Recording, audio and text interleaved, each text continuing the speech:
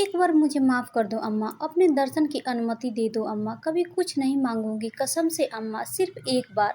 अम्मा देख नहीं पाई होंगी और मुझे भी ध्यान नहीं रहा कि मैसेज देखो अम्मा। अम्मा जब से अस्पताल में एडमिट हुई थी किसी को भी कोई होश कहाँ था। बाबूजी ने ही कहा था अभी अम्मा को फ़ोन वोन से दूर रखो, तभी वो अम्मा का फ़ोन हमने अस्पताल में ले नहीं जाने दिया। वैसे भी मुझे तो हमेशा बाबूजी की गुड़बुक में ही रहना था, इसलिए मैं कभी सामने से दी को फ़ोन नहीं करती थी। अम्मा की तरह वही पर कुछ रिश्तेदार के फ़ोन नंबर लेने के लिए जब अम्मा के फ़ोन की ज़रूरत पड़ी तब मैंने उनके मोबाइल को खोला तो कुछ पुराने मैसेज को चेक करते हुए गुड्डी दी के इस आखिरी मैसेज पर नज़र पड़ी तो मेरा विचलित मन पिछले दिनों घटने वाली एक बार अनहोनी पर विचार करने को विवश हो गया। 10 दिन पहले की तो बात है, अम्मा लगभग मृत्यु शैया पर थी।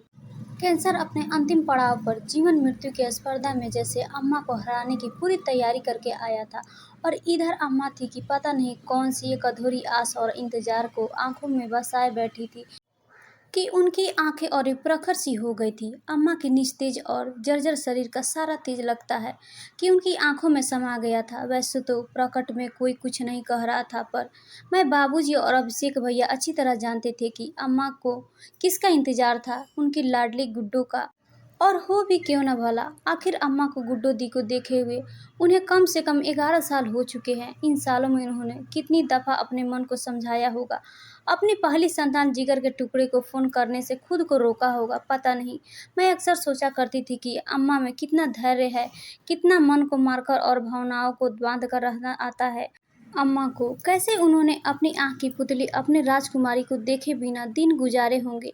आखिर उन्होंने अपने कलेजे के टुकड़े को खुद से दूर रखने को अपने कलेजे पर पत्थर रखा होगा। कितना बिलखी होंगी अम्मा जब वो अपनी बेटी का साथ ना दे पाई होंगी। आज मैं खुद एक प्यारे से बच्चे की माँ बनकर समझ पा रही हूँ कि अम्मा के लिए वह कितनी दुविधा और असमंजस का समय रहा होगा जब उन्होंने बापूजी की दहाड़ता आवाज़ में गुड्डो और परिवार के बीच में किसी एक को चुनने के लिए मजबूर किया गया होगा। वैसे गुस्सा और क्षोभ तो अम्मा को भी हुआ होगा, आखिर उनका भी तो विश्वास टूटा था। पर वह उनका साथ देने के लिए घर कैसे छोड़ देती। गुड्डो दी के अलावा उनके 2 बच्चे और भी तो थे, मैं अंतरा उर्फ अत्तू और अभिषेक भैया। उफ कैसा दिन था वो। गुड्डो दी दलान पर अपने नौसे के साथ सिर झुकाए खड़ी थी और बाबूजी जोर जोर से चिल्लाकर कह रहे थे जब इस लड़के के साथ तुम्हें हम सब विश्वास तोड़कर घर की इज्जत मिट्टी में मिलाकर घर से भागने में शर्म नहीं आई तो अब माफ़ी किस बात की मांग रही हो। आज से तुम हमारे लिए मर गई हो, दोबारा अपना मुंह मत दिखाना। अम्मा ने आगे बढ़कर बाबूजी को शांत कराना चाहा कि इस तरह ऊंची आवाज़ में चिल्लाने तो अपने घर की बहुत बदनामी होगी, अपने घर की इज्जत को यूं असरयाम ना उछालिए। अम्मा ने अपनी बात में ख़त्म भी नहीं की थी कि पलांस में वो हो गया जिसकी किसी ने भी कल्पना तक नहीं की होगी। बाबूजी ने अम्मा को गुस्से से जोर से झटक दिया था जब वह उनकी बाह पकड़कर उन्हें अंदर ले जाना चाह रही थी। बाबूजी के झटके से सुकोमल अम्मा छिटक कर दूर जा गिरी थी। चोट खरोच से ज़्यादा दर्द अम्मा के मन में हुआ था। उनका मान आहत हुआ था क्योंकि आज तक बाबूजी ने अम्मा से ऊंची आवाज़ में बात तक नहीं की थी। अब तक दलान के बाहर पर लोग भी जमा होने लगे थे। घर की बात अब घर में छुपने वाली नहीं थी क्योंकि असलम के साथ घर से भागने के बाद दीदी पूरे 8 दिन तक लौट कर नहीं आई थी। तो निखत बानो बनकर कानपुर के ब्राह्मण कुल की कन्या का गैर हिंदू में विवाह करना, वो भी स्वेच्छा से घर से भागकर, एकदम से पचने पचाने वाली बात तो थी ही नहीं। ऊपर से दादाजी के बाद बाबूजी उनकी तरह अक्सर फुर्सत में सबको रामायण की चौपाई पढ़कर उनके अर्थ बताते हुए अपनी ओजपुन वाणी में जैसे सरस्वती पुत्र बन जाते थे। कई श्रद्धालु तो भाव विभोर होकर बाबूजी की चरण धूलि तक सिर पर लगा लेते थे। उस घर की बेटी ने जो जघन्य अपराध किया था वो अक्षम्य तो था ही नहीं, तत्कालिक समाज में घोर निंदा का विषय भी था। बाबूजी को जितना प्रेम अपने परिवार से था उतना ही अपनी ऊंची नाक से भी तो था। सो अपनी बेटी को माफ़ करने का तो सवाल ही नहीं उठता था। हम 3 भाई बहनों में गुड्डो दी अर्थात अम्मा बाबूजी की सबसे बड़ी संतान थी। उसके बाद अभिषेक भैया, फिर सबसे छोटी मैं। दीदी अगर अम्मा की लाडली थी तो मैं बाबूजी की आंखों का तारा थी और हम 2 बहनों में बीच अभिषेक भैया घर में सबके प्रिय पात्र तो थे ही। इसके अलावा दादी के कुछ ज़्यादा ही लाडले थे। वंशधर जो थे, परंपराओं को निभाने वाले। हमारे परिवार में जब बेहद खूबसूरत दीदी ने जन्म लिया तो अम्मा फूली नहीं समाई। दीदी की सुंदरता ने अम्मा को पहली संतान लड़की होने के तानों से भी बचा लिया था। बचपन में गुड्डो दी प्यारी सी तो थी ही, जैसे जैसे बड़ी होती गई उनकी खूबसूरती और भी निखरती गई। गुड्डो दी की सुंदरता देखकर रिश्तेदार और जान पहचान वाले तो कभी मजाक मजाक में तो कभी लाड में कह देते थे कि पुष्कर जी और समीधा जी की बड़ी बेटी कितनी खूबसूरत है, एकदम हीरोइन मॉडल जैसी। आकांक्षा को तो फिल्मों में जाना चाहिए। सुनकर यहाँ दीदी पुलकित हो जाती, बाबूजी एकदम मुखर से जाते और अम्मा कई बार हदस जाती, इतना रुक कहाँ समाएगा भला, जल्दी से गुड्डो की शादी कर दे। एक रात अम्मा ने बाबूजी को आशंकित होते हुए कहा, क्योंकि इन दिनों दीदी आईने के सामने ज़्यादा समय गुजारने लगी थी और पढ़ाई से उनका मन उचट सा गया था। अम्मा को लगता था कहीं किसी के प्रेम में तो नहीं पड़ गई उनकी लाडली, इसलिए उन्होंने बाबूजी से उनके विवाह की बात छेड़ी तो अम्मा के मन में चल रहे द्वंद्व से अनजान बाबूजी ने कहा, अभी आकांक्षा का बीए फाइनल हो चुका है, अगर वो आगे नहीं पढ़ना चाहती है तो अमरेंद्र त्रिपाठी जी काफ़ी दिनों से अपने इंजीनियर लड़के सुभाष के लिए आकांक्षा का हाथ मांग रहे हैं। तुम कहती हो तो अगले रविवार को उन्हें घर पर बुला लेते हैं। आकांक्षा हुए सुभाष अगर एक दूसरे को पसंद कर लेते तो इसी साल उनकी शादी भी कर देंगे। बाबूजी की बात सुनकर अम्मा निश्चिंत होकर उस रात को चैन से सो गई। कदाचित भविष्य से अनजान उस रात गुड्डो दी जब पानी लेने किचन में जा रही थी तो उन्होंने अम्मा बाबूजी की बात सुन ली थी। वापस कमरे में आकर देर तक भुनभुनाती रही थी कि मुझे तो अभी शादी ही नहीं करनी, और शायद थोड़ा सा रोई भी थी। फिर मुझे गले लगाकर सो गई थी। मुझे ज़्यादा कुछ तो समझ नहीं आया, पर इतना अंदाजा तो लग ही गया था कि गुड्डो दी अभी अम्मा बाबूजी की पसंद के लड़के से शादी करने को आसानी से तो मानेंगी नहीं, क्योंकि दीदी किसी असलम नाम के लड़के से ज़्यादा घुलने मिलने लगी थी। इसकी भनक मुझे भैया को अपने दोस्त के द्वारा मिलती रहती थी। 12वीं में पढ़ने वाली मैं कोई बच्ची तो थी नहीं, और भैया तो दीदी के कॉलेज में ही फर्स्ट ईयर में था। पर गुड्डो दी ऐसे घर से भाग जाएंगी यह तो किसी ने नहीं सोचा था। अपनी सहेली पूनम की शादी में शामिल होने के लिए दीदी अम्मा से कहकर गई कि अम्मा, पूनम की शादी में अभी सहेलियाँ रात भर तक रुक रही है, मैं भी रुकना चाहती हूँ। कल सुबह सुबह ही पूनम की विदाई है, उसके तुरंत बाद आ जाऊंगी। आप बाबूजी को कैसे भी मना लेना। अम्मा अपनी लाडली को मना नहीं कर पाई। जाते जाते दीदी पलटी और कसकर अम्मा के गले लगी। उस वक्त अम्मा को अपनी गुड्डो पर जाने कैसा लाड आया कि अपने गले से सोने का हार निकालकर दीदी को पहनाते हुए बोली, शादी में जा रही है गुड्डो, यह ले सोने का है, पहन ले, पर संभाल कर रखियो। दीदी ने अम्मा के पैर छुए और फिर घर के ठाकुर जी को भी प्रणाम किया। तो उस वक्त दीदी का अम्मा के पैर छूना मुझे थोड़ा अजीब तो लगा, पर मैंने यूं ही उनको छोड़ते हुए कहा था, गुड्डो दी, आप अपनी सहेली की शादी में जा रही हो तो, या खुद अपनी शादी में आप अम्मा के पैर क्यों छू रही हो। बदले में दीदी मुस्कुराई और मेरे गाल खींचते हुए खुशी खुशी शादी में जाने को निकल गई। खुद अभिषेक भैया तो उन्हें पूनम दीदी के घर तक छोड़कर आए थे। अगले दिन सुबह से दोपहर और अब शाम होने को आई और बाबूजी के दफ्तर से आने का समय भी हो गया तो अम्मा ने पूनम के घर फ़ोन लगाया तो उनकी बहन ने बताया, रात गुड्डो दी जयमाला के तुरंत बाद घर के लिए निकल गई थी, यह कहकर कि ज़्यादा रात तक ना रुक सकेंगी, उनके बाबूजी नाराज़ होंगे। पूनम दी के घर में भी सबको बाबूजी के गुस्सैल स्वभाव और पारंपरिक होने का पता था, अतः किसी ने दीदी को रुकने की जिद नहीं की थी। अब घबराकर अम्मा ने आशंका जताते हुए और लगभग रोते हुए कहा कि अगर गुड्डो कल रात ही जब घर के लिए निकल गई तो अब तक घर क्यों नहीं पहुंची, आखिर कहाँ गई मेरी फूल सी कोमल बच्ची, कहीं उसके साथ कोई अनहोनी ना हो गई हो। अभी तेरे बाबूजी आते होंगे, उनको क्या जवाब देंगे। कहकर दादी ने अभिषेक भैया को गुड्डो दी के तमाम दोस्तों के घर पहुंचने को भेजा और मुझे सबको फ़ोन पर पूछने कहा। तब स्मार्टफोन नहीं आया था, सो व्हाट्सएप नहीं हुआ करता था। इधर दीदी को सुबह से जब भी फ़ोन लगाया तो स्विच ऑफ आ रहा था।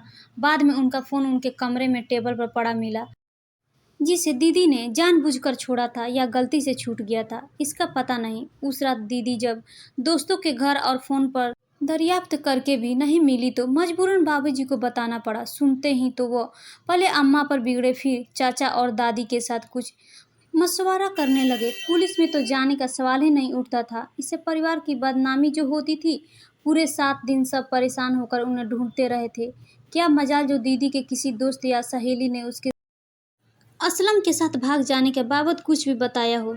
आमा ने रो रो कर जब दादी की अदालत में गुहार लगाई तो छोटे चाचा और बाबूजी जाकर थाने में रिपोर्ट लिखवा आए और वहाँ भी बात को ज़्यादा न फैलाने की विनती कर आए। खैर बात तो फैलनी थी और फैली भी खूब।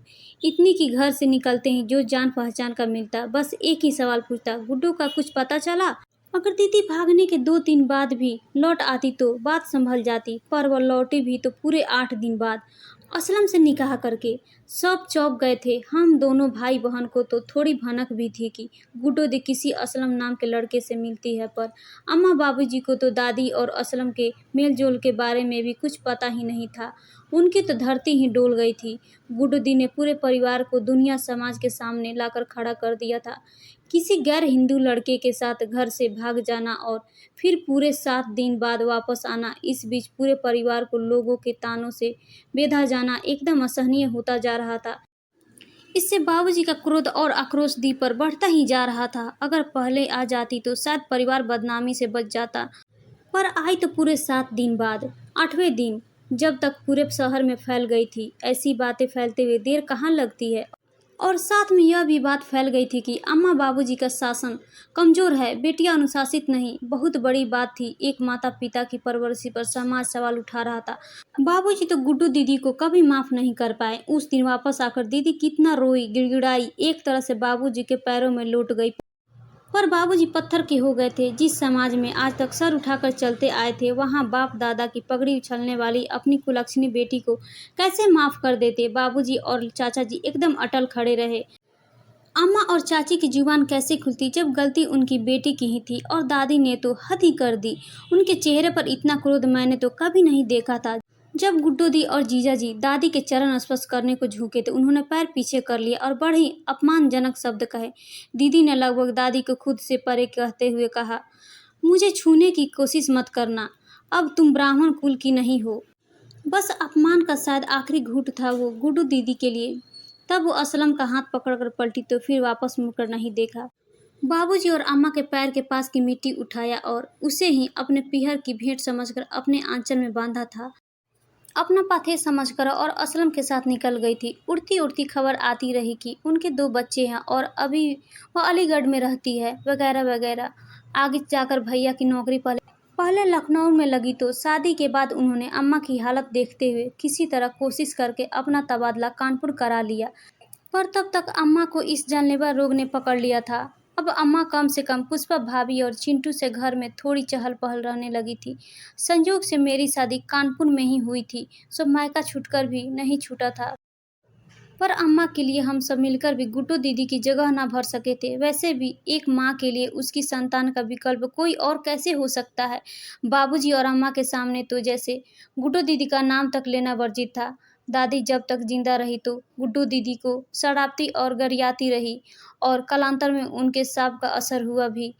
ईद के वक्त भैया का एक दोस्त निजाम अलीगढ़ से कानपुर अपने घर आया तो भैया से मिलने हमारे घर भी आया था। तभी उसने यह खबर सुनाई कि गुड्डू दीदी बहुत दुखी है।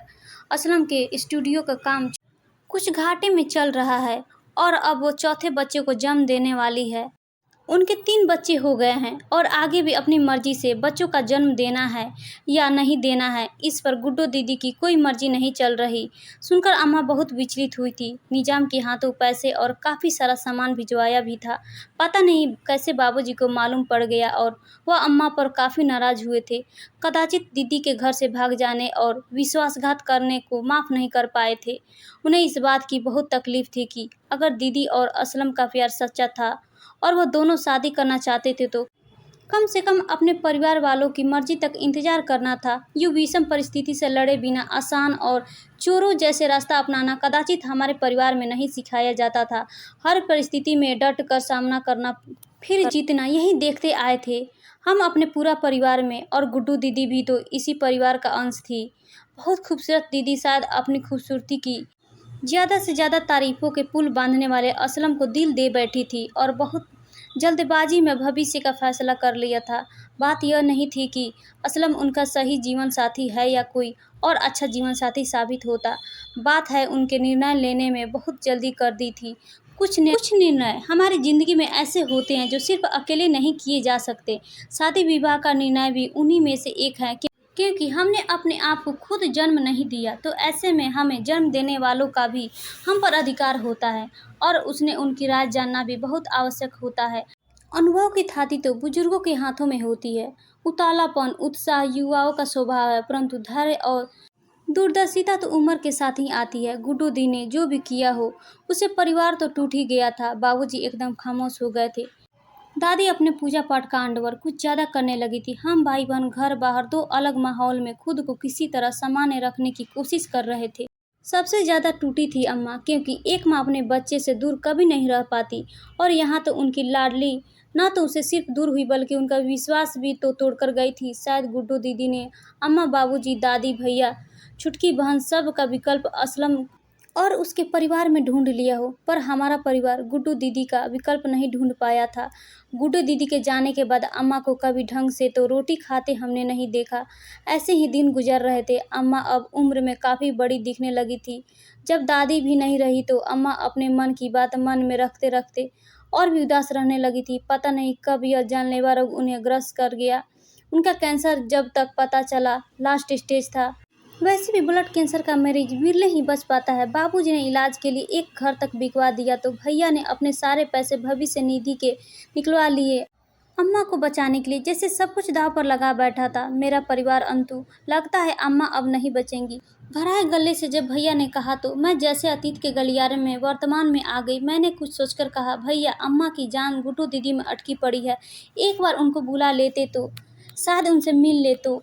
बाकी मैं समझ गई कि भैया क्या कहना चाहता है, पर बाबूजी को कैसे राजी करे। बाबूजी को मनाना इतना आसान नहीं था, लेकिन मेरे आश्चर्य का ठिकाना नहीं रहा जब बाबूजी गुड्डू दीदी को बुलाने के लिए और उन्हें अम्मा से मिलवाने के लिए आसानी से मान गए। अभिषेक भैया और मैं अगले दिन ही दीदी से मिलने और उनको लाने के निश्चय करके निकल गए।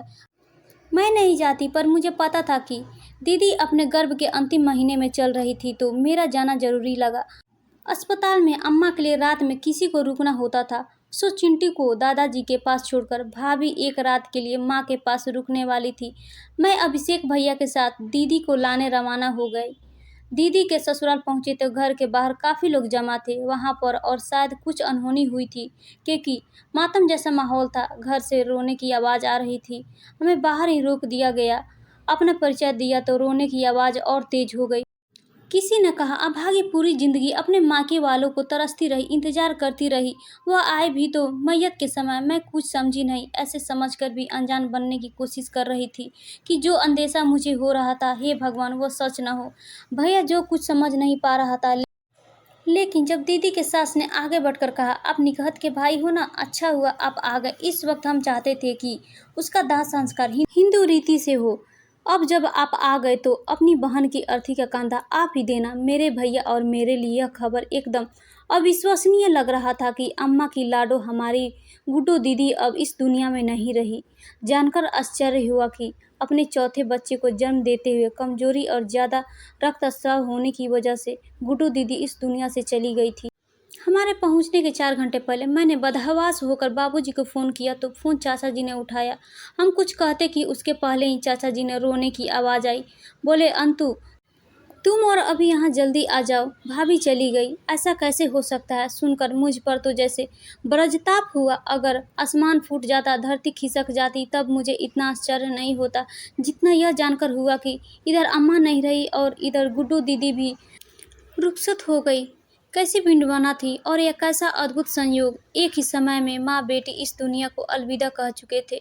गर्भनाल से जुड़ी माँ बेटी की तरह अम्मा और गुड्डू दीदी की आत्मा शायद फिर से जुड़ गई हो, जिन्हें इस दुनिया ने तो जाति समाज और कौम के बंधनों में जकड़ कर मिलने नहीं दिया। शायद उस दुनिया में, उस लोग में यहाँ कोई बंधन नहीं होता, वहाँ उनकी आत्मा मिल सके। जब हम वहाँ से वापस आए तब अम्मा का फ़ोन निकला और देखा दीदी का वो आखिरी मैसेज था, अम्मा मुझे माफ़ कर दो, मुझे एक बार आपसे मिलना है। एक बार अपनी छाती से लगाकर माफ़ कर दो अम्मा, एक बार अपने दर्शन की अनुमति दे दो अम्मा। काश ये मैसेज मैंने पहले देख लिया होता, काश अम्मा को यह मैसेज पढ़ने दिया होता। मेरा पछतावा तो अब उम्र भर का है। अम्मा बाबूजी ने तो गुड्डू दीदी को माफ़ कर दिया, पर क्या मैं खुद को अनजाने में की हुई इस गलती के लिए माफ़ कर पाऊंगी? कभी कभी जब भविष्य में आंखें बंद करती हूँ तो अपनी पनियाई धुंधली आंखों से अम्मा के सीने से लगी हुई गुड्डू दीदी की कल्पना करती हूँ और सोचती हूँ कि कहीं किसी दुनिया में माँ बेटी की आत्मा साथ होंगी। शायद दोनों मुझे माफ़ कर सके। वो आखिरी मैसेज ना पढ़ने देने के लिए। दोनों लगभग एक साथ ही तो इस दुनिया को विदा करके गई है। शायद वहाँ गुड्डू दीदी अम्मा की गोद में चैन से सो रही हो। इस निर्मम दुनिया से परे एक माँ अपनी बेटी को कलेजे से लगाकर सुकून पा रही हो। शायद दोनों ने मुझे माफ़ कर दिया हो वो आखिरी मैसेज ना पढ़ने देने के लिए। दोस्तों, उम्मीद करती हूँ आप सभी को कहानी अच्छी लगी होगी, और अच्छी लगी हो तो अपनी राय जरूर शेयर करें दोस्तों। और हाँ, चैनल को लाइक, सब्सक्राइब और शेयर करना ना भूलें। फिर मिलते हैं नई कहानी के साथ। धन्यवाद दोस्तों, धन्यवाद।